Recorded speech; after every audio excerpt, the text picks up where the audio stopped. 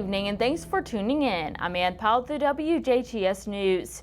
2 vehicles are total losses after a car crash in Jasper. Police responded to a non-injury accident on the 3200 block of Newton Street around 4 p.m. on Monday. 42-year-old Selena Carmichael of Du Bois was traveling northbound on Mill Street when she was rear-ended by 61-year-old Chris Kern of Lagodi several times. The impact caused Carmichael to spin off the roadway into the grass. No injuries in the accident were reported. Facebook has revealed the cause of yesterday's worldwide outage that knocked out service to users around the world. Company officials released a statement on Monday night stating that the problem was caused by, quote, configuration changes on the backbone routers, end quote. This led to issues that interrupted the flow of traffic between the routers and Facebook's data centers around the world. The outage lasted for over 6 hours and impacted Facebook, Instagram, and the WhatsApp, which are all owned by Facebook Incorporated. Harvest season is officially in full gear in Du Bois County, and so far farmers say there has been a good turnout. As of Saturday, October 2nd of 2021, surveys conducted by Purdue Extension Du Bois County across the county found local farmers well into the harvest season, with 45% of the local corn crop and 43% of local soybean crop already harvested. No planting of the 2021-22 soft red winter wheat crop was yet seen, although this should also begin in the next week, as corn and soybean fields are harvested prior to the wheat planting. We also do have a traffic alert for those who drive through Ferdinand. The town of Ferdinand's 2021 street paving program, will begin in various locations this Thursday. Their contractor, J.H. Rudolph, will be doing the milling patchwork beginning October 7th through October 11th on the following streets: Virginia Street from West 16th Street to West 17th Street, East 8th Street from Main Street, Highway 162 to Delaware, Michigan Street from East 10th Street to 14th Street, Vienna Drive from East 14th to a fourth of a mile northeast of Michigan Street, East 13th Street from Maryland to Michigan Street, East 1st Street from Main Street, Highway 162 to 530 feet east of Michigan, East 6th Street from Carolina Street to Florida, Florida Street from 38th Street North to East 5th Street and to East 6th Street, West 10th Street from Virginia Street to Main Street, which is Highway 162, West 11th Street from Missouri Street to Main Street, Highway 162. Paving work will then occur, weather permitting, on these streets from October 14th to October 18th. Vienna Drive and East 8th Streets will both be paved on October 18th to avoid conflict with school zone traffic by Forest Park High School and Ferdinand Elementary School. Southeast Du Bois schools are on fall break the week of the 18th to the 22nd. Residents who live along these streets will also be asked to park off-street to allow work crews to complete their work. J.H. Rudolph crews will also be contacting residents in advance to provide another reminder. Huntingburg residents have another chance to get rid of unwanted pieces of furniture, car parts, and other appliances this week without making a trip to a special dumpster site.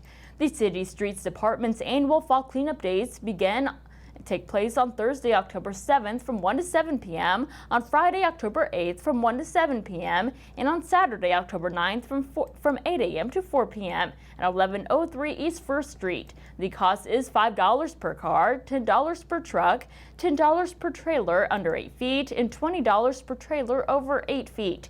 Additional fees also apply for items such as vehicle tires on rims for $5, vehicle tires without rims for $4, large truck and tractor tires over 15 inches for $10, mattresses also for $10, upholstered chairs for $10, and couches for $15.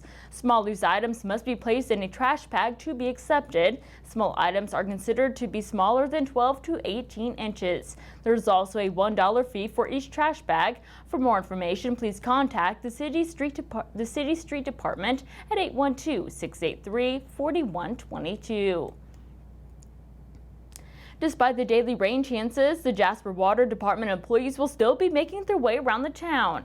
The department continues its fall hydrant flushing and maintenance program this week, weather permitting. Flushing hours are typically from 8 a.m. to 3 p.m. Monday through Friday. This will last for the next several weeks until all city hydrants have been flushed.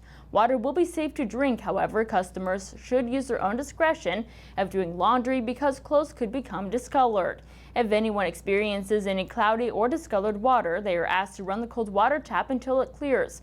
If you have any questions, call the Jasper Municipal Water Department at 812-482-5252.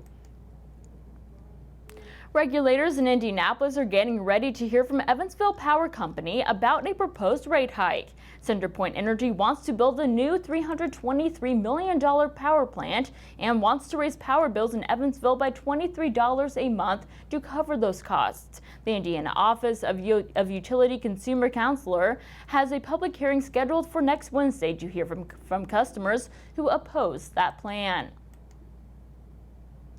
Indiana's new political map has been set. Governor Eric Holcomb signed the new map on Monday. It sets boundaries for Congress and state house seats. The new map continues Indiana's Republican control over both.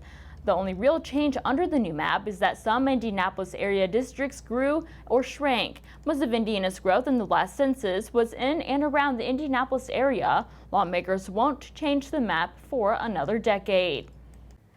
As Indiana continues to address the COVID-19 pandemic and its impact on the state and local economies, the Indiana Economic Development Corporation recently announced that the state would expand eligibility for the Indiana Small Business Restart Grant Program. When the program first announced back in May, the main priority was to help struggling Indiana small businesses. It then became an initial $34.5 million and received an additional $60 million in CARES Act funding, which was appropriated by the Indiana General Assembly during the 2021 session.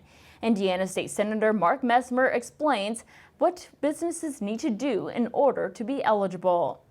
In order to apply, a business must have been established prior to October 1st, 2019, and must be registered to operate in Indiana. In addition, it must have had fewer than 100 full-time employees and show gross revenue loss during the pandemic.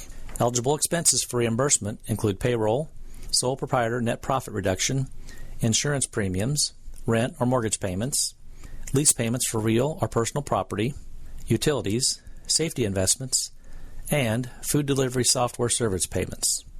Restaurants, retail shops, and other local businesses have all faced unimaginable challenges during the COVID-19 pandemic.